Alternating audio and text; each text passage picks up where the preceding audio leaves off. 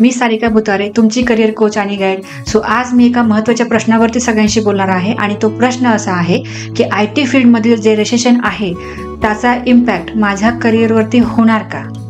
तर ह्या क्वेश्चनचा आन्सर जाणून घेण्यासाठी हा व्हिडिओ शेवटपर्यंत नक्की बघा. पुणेरी पॅटर्न म्हणजे आपुलकीचा हात आणि विश्वासाची साथ, IT करिअरची खरी सुरुवात. त्यामुळे आमच्या चॅनलला आत्ताच सबस्क्राईब करा. IT फील्डमध्ये रिसेशनचा तुमच्या करिअरवरती खरंच काही परिणाम होणार आहे का नाही याबद्दल आता आपण चर्चा करणार आहोत. सो आजकाल आपण सगळीकडे रिसेशनबद्दल ऐकतोय, बोलतोय, पण रिसेशनचा परिणाम IT फील्डवरती झाला आहे हे नाकारता येणार नाही. काही कंपन्यांनी एम्प्लॉईजला काढून टाकले तर काही कंपन्यांनी हायरिंग प्रोसेस स्लो केली आहे. पण याचा अर्थ असा नाही की IT फील्डमध्ये करिअर करण्यासाठी ही योग्य वेळच नाही.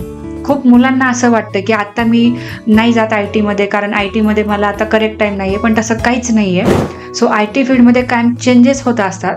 सो IT फील्ड हे खूप जास्त वास्ट आहे. नवीन टेक्नॉलॉजीज, नवीन प्रोसेसेस, नवीन अपॉर्च्युनिटी ह्या रोजच काही ना काही दर मिनिटाला येत असतात. म्हणून IT फील्डमध्ये ना वर्क करणारे जे पर्सन असतात ते सतत काहीतरी शिकत राहत असतात. सो आपल्याला स्किल्स डेव्हलप करण्यासाठी प्रयत्न करत राहायला पाहिजे.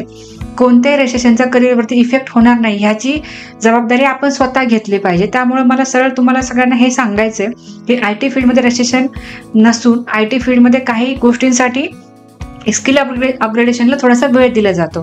सो रिसेशनच्या टाईममध्ये सुद्धा तुम्ही अपॉर्च्युनिटी शोधू शकता आणि हे विसरू नका की असं रिसेशन आहे म्हणजे कसलंच ओपनिंग नाही आहे. त्यामुळं काही कंपन्यांमध्ये डेफिनेटली ओपनिंग असतात. शोधत राहणं हे आपलं काम आहे आणि आपण ते केलं पाहिजे. उगाच कोणीतरी घरामध्ये कोणी काहीतरी सांगितलं म्हणून आपण वाट बघत बसलोय असं नाही झालं पाहिजे.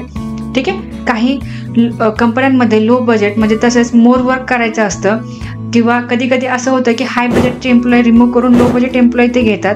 सो ज्या पर्सनला न्यू टेक्नॉलॉजीज आणि नवीन प्रोसेस माहिती असतात त्यांना ते डेफिनेटली डिमांड करतात. त्यामुळं अशा गोष्टींची डिमांड खूप असते मार्केटमध्ये. त्यामुळे स्किलसाठी सतत ट्राय करत राहिलं पाहिजे. रिसेशनच्या काळात पण आपल्याला चांगल्या ऑपॉर्च्युनिटीज ह्या मिळू शकतात. त्यामुळे रिसेशनमुळे मग मी काही करूच नको असं होत नाही. त्यामुळे आपलं करिअर हे आपल्या हँड्समध्ये असतं सगळ्यात महत्त्वाचं. आणि 100% रिसेशन असं कधीच नाही.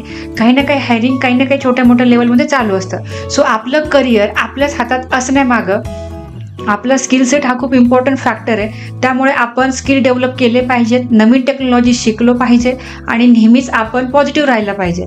रिसेशन हे टेम्पररी पार्ट आहे. त्यामुळे तो परमनंट राहील आणि मला प्रॉब्लेम येईल असं होतच नाही. त्यामुळे रिसेशन अवॉइड करण्यासाठी तुम्ही काही गोष्टी करू शकता आणि त्या गोष्टींमध्ये काही पॉईंट्स मी सांगितलेले आहेत. जसं की तुम्ही एखादं ट्रेनिंग करू शकता, सर्टिफिकेशन करू शकता, काही नेटवर्किंग वाढू शकता, त्यानंतर सोशल मीडियाचा यूज करू शकता, त्यानंतर तुम्ही इंटर्नशिप्स करू शकता, फ्री इंटर्नशिप, पेड इंटर्नशिप हे करू शकता. सो त्याचं स्किल डेव्हलप करू शकता, प्रोजेक्ट्स बनवू शकता. ओपन सोर्स प्रोजेक्टमध्ये तुम्ही इन्व्हॉल्व्ह होऊ शकता. जसं की तुम्हाला माहिती असेल GitHubवरती ओपन सोर्स प्रोजेक्ट असतात. त्यानंतर ब्लॉगिंग करू शकता, पॉझिटिव्ह थिंकिंग आणि निगेटिव्ह विचार तुम्ही काढून टाकू शकता. सो ह्या सगळ्या पर्याय अवेलेबल आहेत. त्यामुळे रिसेशनमुळे मी फार खचून गेलोय जर असं तुम्हाला वाटत असेल तर हा व्हिडिओ अशा सगळ्या फ्रेंड्सला शेअर करा ज्यांना असं फिलिंग येते. का कारण तसं नाही आहे. असं पूर्णपणे 100% हायरिंग थांबत नाही. IT मध्ये कुठे ना कुठे हायरिंग असतं. सो आपण अपग्रेड करत राहिलं पाहिजे आणि जसं नवीन काही टेक्नॉलॉजीज आल्या तर त्यासाठी आपण इलिजिबल राहून मग आपल्याला IT मध्ये जॉब मिळाला पाहिजे.